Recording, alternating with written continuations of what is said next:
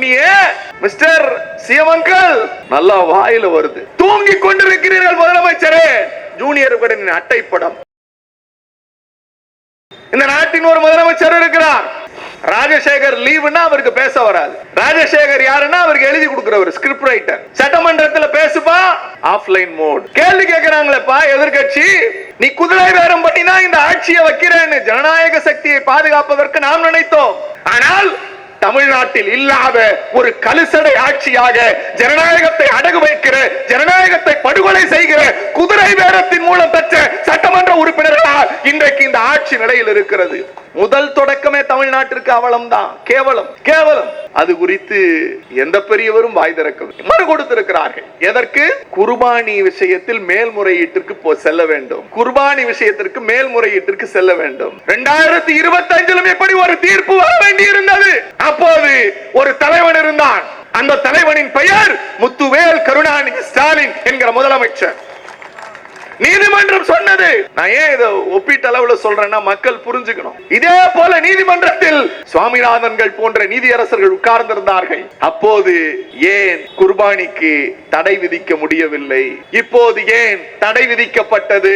குர்பானி என்பது இஸ்லாமிய பெருமக்களினுடைய ஷரியத் சட்டத்தில் அந்த இடத்தில் பக்ரீத்தினுடைய பண்டிகையில் ஏழை எளிய மக்களுக்கு பகிர்ந்தளிக்கக்கூடிய அந்த உணவு ஏழைகளுக்கு கொடுக்க வேண்டும் என்பது கடமை. மிஸ்டர் சிஎம் அங்கிள், நல்லா வாயில வருது. குர்பானி கொடுக்க முடியவில்லை. குர்பானி கொடுக்க முடியவில்லை. ஏன் என்று கேட்பதற்கு இந்த தமிழ்நாட்டில் நாதி இருக்கிறதா? ஏன் என்று கேட்பதற்கு தமிழ்நாட்டில் நாதி இருக்கிறதா? குர்பானி கொடுக்க வேண்டும் என்றால் அப்படின்னா என்ன அப்படின்னு கேட்கக்கூடிய பொம்மை முதலமைச்சரை நாம் பெற்றிருக்கிறோம். இன்றைக்கு பேராசிரியர் போய் மனுவோடு நிற்கிறார். வருத்தமாக இருக்கிறது, வேதனையோடு இருக்கிறது. ஏன் தெரியுமா?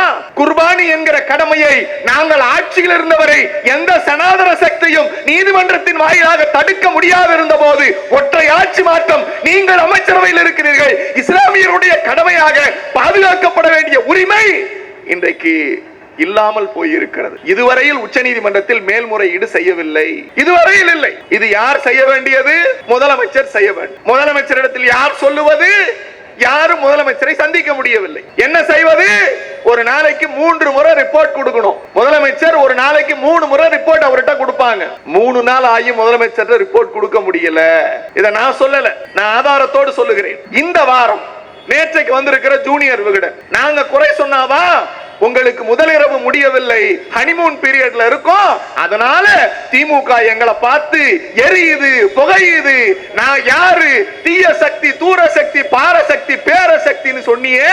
இந்த நாட்டில் ஜனநாயகத்தை படுகொலை செய்கிற ஜனநாயக விரோத சக்தி இந்த நாட்டின் முதலமைச்சரும் இந்த நாட்டின் ஆண்டு கொண்டிருக்கிற ஆளும் கட்சியும் தான். இதை நான் சொல்லல சார். அட்டைப்படம். முதலமைச்சர் அவர்களே, உங்களுக்கு இந்த புக் வந்துச்சா? இந்த புக் வந்துச்சா? சட்ட ஒழுங்கு சந்தி சிரிக்கிறது. ஜூனியர் விகடனுடைய அட்டைப்படம். தூங்கி கொண்டிருக்கிறீர்கள் முதலமைச்சரே. ஜூனியர் விகடனின் அட்டைப்படம். கடிவாளம் இல்லாத அதிகாரிகள் சந்தி சிரிக்கும் சட்ட ஒழுங்கு. இது ஜூனியர் விகடனுடைய அட்டைப்படம். முதலமைச்சர் பார்த்தாரா?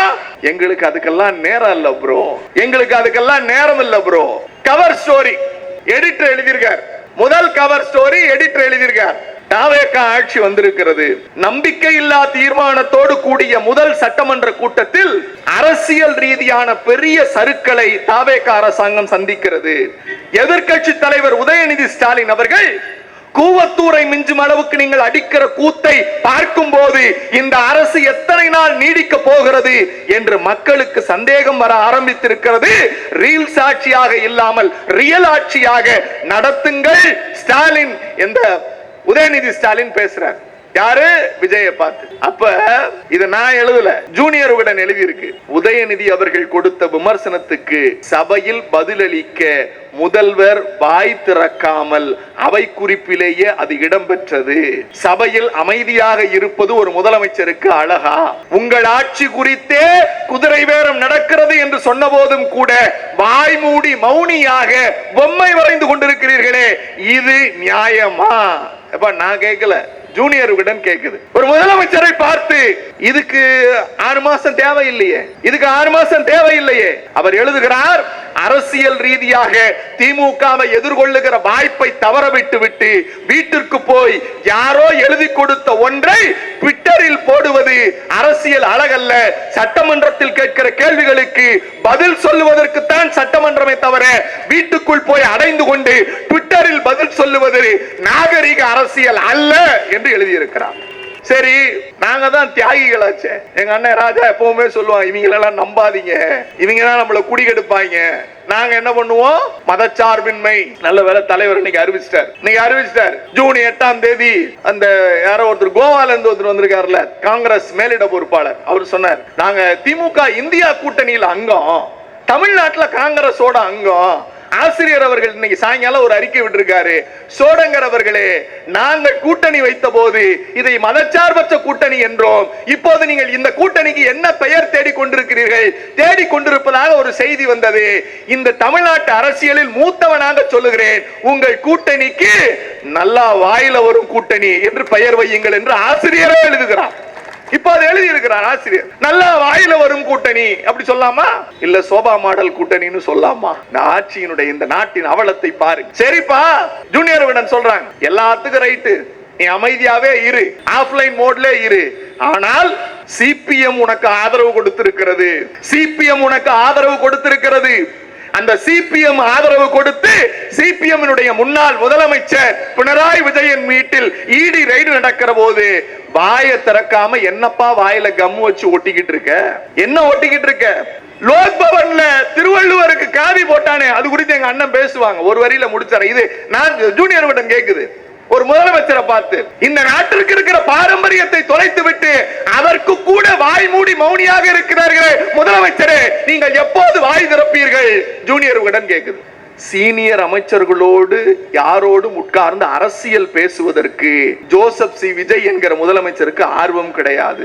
அமைச்சர்களை சந்திப்பதே கிடையாது. எல்லா தொடர்புகளையும் விஜயின் ஆலோசகர்களான ஜான் ஆரோக்கியசாமியும் விஷ்ணு ரெட்டியும் தான் கையாளுகிறார்கள். அவர்களுக்கு கலையதார்த்தம் புரியவில்லை, மக்களின் தேவையும் புரியவில்லை. முதல்வருக்கு அறிக்கையும் முறையும் எழுதி தருகிற ராஜசேகர் நம்பிக்கையில்லா தீர்மானத்தின் போதும் வரவில்லை, பதில் சொல்லுவதற்கு வாயும் வரவில்லை.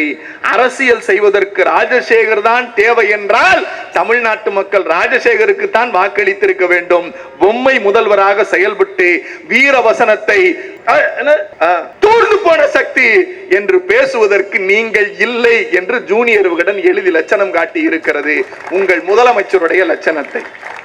சரி, ஒரு ஆர்டிக்கல் எழுதி முடிச்சுட்டான் அப்படின்னு இந்த பக்கத்தை திருப்புன உடனே வந்த பதில் என்ன தெரியுமா? சிங்கப்பெண் தொடக்க விழா. இதெல்லாம் இந்த புக்ல ஒரே புக் தான், நிறைய இருக்கு, இந்த ஒரே புக் தான். சிங்கப்பெண் தொடக்க விழா அப்படின்னா என்ன? பெண்களுக்கு நடக்கிற கொடுமையை தடுப்பதற்கு நாங்கள் ஆட்சிக்கு வந்த அடுத்த நொடி.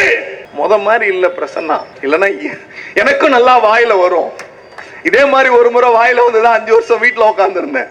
அண்ணன் ராஜா மேடை நம்ம வில்லிவாக்கம் மீட்டிங்ல தான் எனக்கும் நல்லா வாயில வரும். ஆனா எங்க தலைவர் எங்களை அப்படி வளர்க்கல. எனக்கு 5 வருஷம் தண்டனை கொடுத்தார் ஒரு வார்த்தை பேசுனதுக்கு. அதுதான் அரசியல் நாகரிகம். சிங்கப்பெண் தொடக்க விழா ஏன் ஒத்தி போனது? நாங்க ஆட்சிக்கு வந்து அடுத்த நிமிஷம் தமிழ்நாட்டில் இருக்கிற பெண்கள் பாதுகாக்கப்படும். ஐயா, யாரு ஐயா, நீங்க ஆட்சிக்கு வந்த உடனே போட்ட கையெழுத்து சிங்கப்பெண். ஆட்சி முடிஞ்சு 1 மாசம் ஆக போகுது. ஏன் இன்னும் இந்த திட்டம் தொடங்கலன்னா, அங்கதான் அவன் முதல் போட்ட கையெழுத்து என்னன்னா, அவரு ஆட்சிக்கு வந்த உடனே அவர் ஆலோசகரா ஒருத்தரை வச்சார் தெரியுமா? யாரு? ஜெயலலிதா கூட அப்படி பண்ணலப்பா. பண்டிட் ராவ் ராணேவா, அந்த பேர் என்ன வாயில வர மாட்டேங்குது. ஒரு ஜோசியக்காரர் தமிழ்நாட்டினுடைய தலைமை ஆலோசகரா நியமிச்சார். யாரு? நம்ம பொம்மை முதல்வர், சோஃபா மாடல் முதல்வர், நல்லா வாயில வரும் மாடல் முதல்வர் ஜோசப் விஜய் அவர்கள் ஒரு ஜோசியக்காரரை தலைமையை நியமிச்சார். நம்ம எல்லாரும் கத்தணும். நான் கூட சொன்னேன், எப்பா விடுங்க, அவன் சொல்றபடி நேர நாளம் குறிச்சு பண்ணா தமிழ்நாட்டுக்கு எதுவுமே நல்லது நடக்காது. நாமளே சீக்கிரம் ஆட்சிக்கு வந்துருவோம்னா நம்ம ஆளுங்க உடனே சட்டமன்றத்திலே பேசி இல்ல இப்படி எல்லாம் நியமிக்க கூடாதுன்னு அவன் தப்பு பண்றதுக்கு முன்னாடியே சுதாரிச்சு விட்டாங்க. அவர் உடனே பதவியை எடுத்துட்டார். இப்ப அவர் வீட்டுல உட்கார்ந்து இருக்காரு. சிங்கப்பெண் திட்டம் தொடங்குவதற்கு ஆஸ்தான ஜோதிடர் நேரம் குறித்து கொடுக்காத காரணத்தினால் திட்டம் தொடங்கப்படவில்லை. இது திமுக காரர் சொல்லல, ஜூனியர் விகடன் சொல்லுது. ஆட்சியில் இருக்கிற யாராவது பதில் சொல்லி இருக்கணும்ல, ஏன் சொல்லல அப்படின்னா அதுக்கு அடுத்த பக்கத்துல இருக்கிறது நீங்க பார்த்தா தெரியும். இது யாரோட வேலை அப்படின்னா, இந்த ஆட்சியை வழிநடத்துகிறவர்கள் யார் அப்படின்னா ரொம்ப ரொம்ப முக்கியமான ஒரு அடுத்த ஆர்டிகல். பவர்ஃபுல் ஹேண்ட்ஸ் யாரு? பொம்மை முதல்வரை இயக்குபவர்கள் யார்? இந்த பையன் தாங்க. இந்த பையனை கேட்காம அக்கா திரிஷா கூட பனையூருக்கு போக முடியாது. ஆமா, இவர் தான் எல்லா அப்பாயின்மெண்ட்டையும் பாக்குறவர். அவர் பேர் ஜெகதீஷ், ரூட் மாஃபியாவோட தலைவன். அவரை கேட்காம உள்ள போக முடியாது. இந்த ராஜ்குமாரை கேட்காம எந்த அதிகாரியும் சந்திக்க முடியாது முதலமைச்சரை. இந்த 2 பேர் power centres of the politics. ஒரு ஆட்சியோட லட்சணத்தை ஒரு 15-20 பக்க புத்தகத்துல எவ்வளவு கழுவி ஊத்த முடியுமோ ஒரு பத்திரிகை கழுவி ஊத்தி இருக்கு. இது எங்க பத்திரிகை இல்ல, திமுக காரங்க நடத்துற பத்திரிகை இல்ல.